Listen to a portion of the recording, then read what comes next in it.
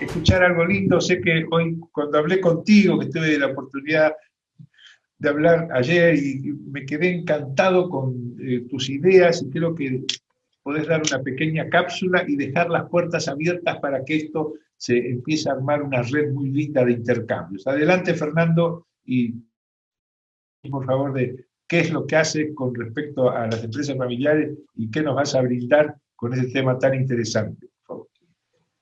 Bueno, pues en primer lugar, gracias a ti, José Luis Barleta, y los organizadores que habéis hecho posible este evento. Gracias también a todas las familias o compañeros, colegas que nos siguen. Indudablemente, bueno, yo entré allá por el año 90 a trabajar con el tema de la empresa familiar. Justo coincidió con la creación en España del Instituto de Empresa Familiar.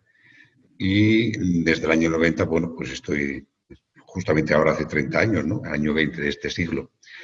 Fundamentalmente me he ido especializando en escritura de protocolos y profesionalización de órganos de gobierno y procesos sucesorios, más o menos, digamos, en algunas etapas que en otras, ¿no? Mi formación viene, en principio, ya de los años 80. Me diplomé en dirección de empresas en una escuela de negocios que se llama ESADE, aquí en Barcelona. Luego, bueno, pues hice mi formación en psicología, me licencié, después hice un doctorado en sociología y luego otro en economía. Y esa es un poco mi formación académica, ¿no? Paralela, lógicamente, a todos estos años de trabajo directo con las empresas familiares, tanto en formación como en consultoría. Bueno, yo diría que sin necesidad de ir más a eso. Sí que me gustaría poner unas transparencias, si os parece, para la exposición, si me das paso. Ahora te pasamos para que puedas hacer. Damián, pasa por favor para habilitar. Sí, ya está. Ya está, Fernando, puedes hacerlo. Vale, fenómeno. Bueno, pues, a ver si la abrimos. Vamos a darle un momentito. ¿Dónde está? Que no. A veces veo. Bueno, voy a hablaros un poquito, ¿no?, al respecto de este tema de las nuevas estrategias para la nueva normalidad. Voy a centrarme un poco en mi experiencia, que está pasando en estos meses de crisis sanitaria como consecuencia de crisis económica, que estamos trabajando con las empresas, la mayor parte de las veces, lógicamente online. En este momento en España estamos confinados, no solamente confinados con respecto a la primera confinamiento que tuvimos en marzo, abril, mayo y junio, sino que ahora tenemos además toque de queda, es decir, a partir de las 6 de la tarde la mayor parte de los sectores económicos tienen que cerrar, ¿no? Entonces, bueno, es una situación lógicamente dura para las empresas. Mi exposición la voy a centrar un poco en dos apartados, una muy rápido en las empresas familiares iberoamericanas, consecuencias de la crisis en el corto y medio plazo, y luego, bueno, hacia modelos disruptivos de negocio y de empresas familiares, vamos, no solamente de modelos disruptivos de negocio, también de empresas familiares. Eso es lo que estamos trabajando y lo que son las reflexiones en este momento con las empresas en las que en alguna medida pues colaboro con ellas, en algunos casos ya desde hace varios años. Me iría a la primera apartado, empresas familiares en Iberoamérica, consecuencias de la crisis en el corto y medio plazo. Desde un punto de vista de familia empresaria, lo primero que me hizo de una manera a veces dura, pero sobre todo brusca, por todo el tema que comentamos y que estamos viviendo en todo Occidente con la crisis del COVID, es la repercusión, diríamos, de la cohesión o no cohesión familiar ante una crisis, ¿no? Y más cuando en algunos casos hemos tenido, lógicamente, óbitos, es decir, personas a veces fundadoras que han muerto, en este caso, como consecuencia del COVID, ¿no? Entonces, ¿cuál es, en ese binomio cohesión familiar, solidez de empresa, cuál es la situación de la empresaria? La familia empresaria está muy cohesionada y la empresa es muy sólida, lógicamente está afrontando con bastante éxito y desenvoltura la crisis. En la medida que la cohesión familiar sea frágil y la solidez de la empresa sea también frágil o muy difícil, lógicamente nos estamos encontrando con empresas familiares que están al borde de la quiebra o incluso han cerrado. En mi caso en concreto, por suerte, solamente tengo una en una situación realmente delicada. pero el resto, bueno, pues está bastante bien. Ahora, si nos vamos a las consecuencias, nos salimos del ámbito de la familia empresaria y nos vamos a las consecuencias en la empresa familiar, en el corto plazo, lógicamente nos estamos centrando en cómo está afectando la crisis a mi empresa. La mayor parte de las empresas familiares, en los primeros 6 meses, desde marzo hasta bien metido junio-julio, se han visto abocadas a un cierre casi total, con lo cual los gastos continúan siendo los fijos por lo menos igual y las entradas indudablemente han sido nulas. Lógicamente esa situación financiera ha habido que afrontarla y ha habido que afrontarla con dureza y a veces de una manera inesperada. En el medio plazo, ¿cómo está afectando, digamos, la crisis a mi sector, a mi rubro, ¿no? Y ahí tenemos que hacer un análisis, estamos haciendo un análisis de la empresa familiar. ¿En qué sentido? Es decir, nos encontramos con empresas que son viables, pero no son solventes porque a lo mejor tienen poca tesorería. Nos estamos encontrando con empresas que no son viables, sin embargo, sí son solventes y tienen tesorería. Ahí también nos estamos encontrando con, desde el punto de vista de los órganos de gobierno, ¿qué hacemos? Porque, lógicamente, nos podemos encontrar que a 1 año o a 2 años vista, si el negocio no es viable, aunque ahora seamos solventes, deberíamos de plantearnos muy seriamente decir que al menos, si tiene varias unidades de negocio esa empresa familiar, habrá que ir cerrando esos modelos de negocio que no van a ser viables en el medio plazo. Y ahí está centrándose toda la reflexión de los órganos de gobierno, consejo de administración o directorios y consejos de familia y juntas de accionistas. Y luego, no solamente en el corto y en el medio plazo, sino en el largo plazo, cómo van a afectar mis modelos de negocio y de empresa familiar. ¿Continuarán igual o serán claramente disruptivos? Bueno, en este punto último, sí, en el segundo apartado, hacia modelos disruptivos de negocio y de empresas familiares. Bueno, pues miren, si tuviéramos que plantearnos un poco una reflexión, que se la hago a todas las empresas con las que trabajo y las estamos haciendo en los órganos de gobierno que nos reunimos frecuentemente, indudablemente la empresa, tal como estaba al principio de este ejercicio económico, pues tenía unos clientes y unos mercados actuales y tenía unas capacidades actuales. Miren ustedes, en España, en lo que va de año, han cerrado más de 100.000 empresas. Lógicamente, esas 100.000 empresas, los clientes que tenían, los mercados que atendían, pues esos clientes siguen teniendo las mismas necesidades que tenían antes. Sin embargo, ahora, lógicamente, no tienen las empresas que les ofrecían esos servicios o productos. Por tanto, muchas de las empresas familiares que en este momento son viables y están, además, en alguna medida siendo solventes, se van a ver abocadas, por suerte, a tener que ir a clientes y mercados cercanos, ¿no? Diríamos adyacentes. Y para eso van a tener que desarrollar nuevas capacidades. Ahora, en algunos casos en concreto, nos estamos viendo que, a pesar de que en este momento algunas empresas son, digamos, desde el punto de manera el desafío, se ven abocadas por el sector en el que están a tener que ir a clientes y mercados nuevos y, por tanto, a nuevos modelos de negocio.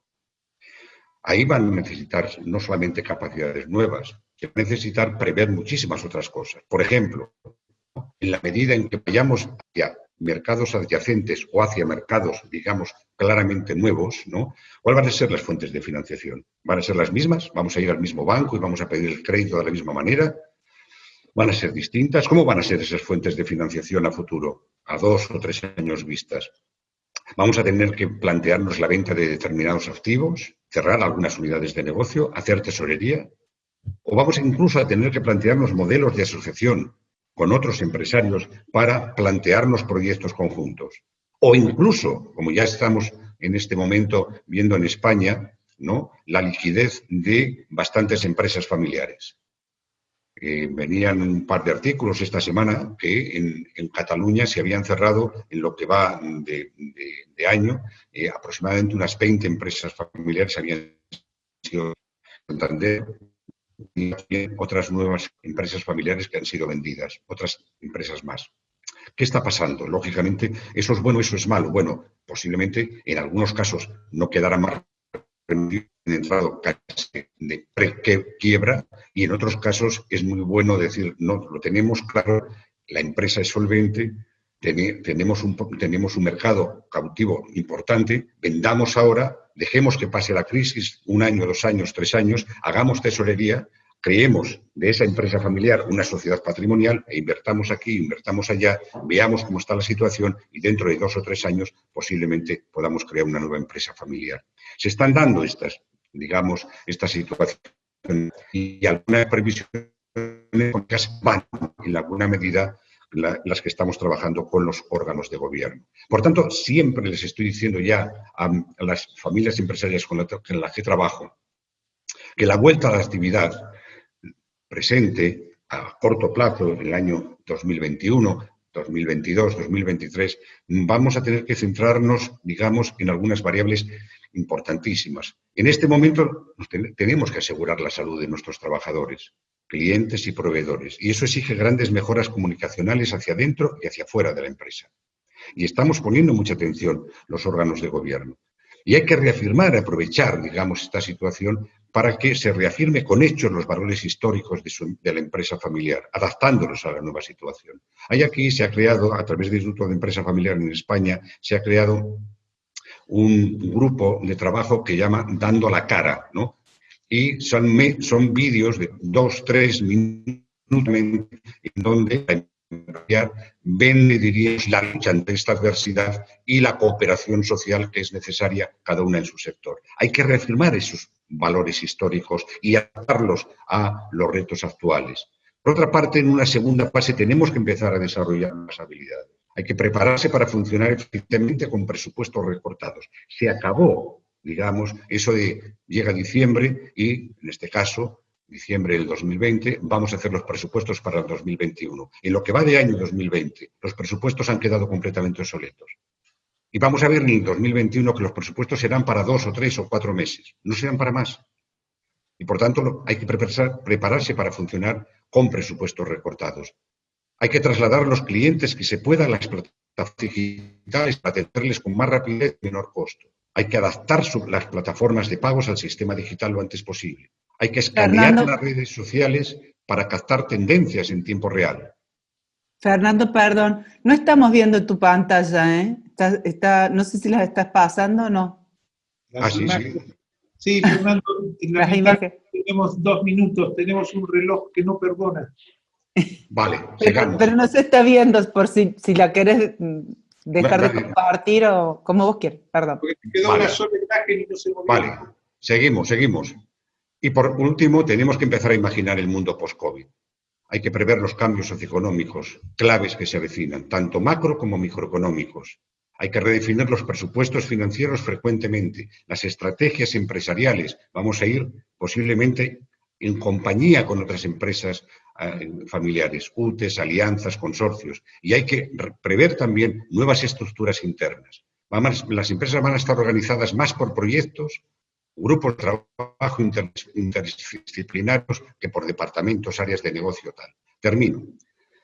Esto va a implicar algunas exigencias y oportunidades. La primera exigencia, que ya lo ha dicho antes los ponentes anteriores, es la de la máxima profesionalización de la familia como familia empresaria, capacitándose sus miembros en función de su implicación en la empresa, con el objetivo de garantizar la continuidad intergeneracional, bien como empresa familiar clásica, mixta o sociedad patrimonial. Las empresas familiares, por otra parte, tienen oportunidades muy grandes. Por ejemplo, tienen mayores posibilidades de alianzas entre ellas, tanto a nivel nacional como internacional. Hay que aprovechar las sinergias, la cultura familiar y la complementariedad. Las empresas familiares, por otra parte, son muy confiables para atraer inversiones ajenas por el atractivo que genera su estabilidad directiva, financiera y de apuesta por su continuidad intergeneracional. Y por último, los sucesores son un potencial para agilizar la internacionalización y la innovación, por lo que han de incluirse dichos objetivos en sus itinerarios de profesionalización futura. Termino. Aquí tengo un libro, si queréis, os metéis en mi web, Cómo conseguir el éxito de la empresa familiar, es completamente gratis. Y hay otros libros que yo escribo. Todo lo que hablo con las empresas familiares, aprendo de ellos y lo traspaso. Todos los años escribo 1 o 2 libros. Aquí hay algunos que los podéis encontrar en Amazon, a través, bien. Y, por último, deciros muchas gracias y adelante, luego contestamos a las preguntas. Fernando, te agradezco. Ninguna duda que tanto ese libro como toda la información que tengas, después que termine esto nos contactamos porque lo vamos a poner a disposición en nuestro website para que la gente pueda acceder y de esa forma pueda haber intercambio y te puedan hacer consultas. O sea que magnífico y te agradezco.